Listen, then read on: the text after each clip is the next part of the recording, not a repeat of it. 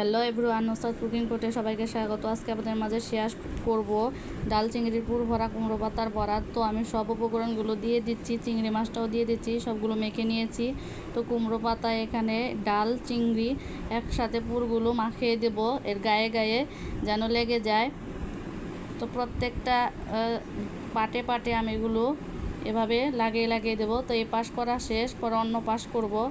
তো এভাবে অন্য পাশও করে নিচ্ছি, মুড়িয়ে নিচ্ছি।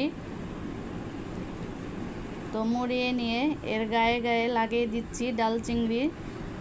এই পাশ শেষ, এখন এই পাশ করে নিচ্ছি। এভাবে ডাল চিংড়ি একসাথে মুড়িয়ে নিচ্ছি। তো এভাবে এর গায়ে গায়ে প্রত্যেকটাই লাগিয়ে নেব।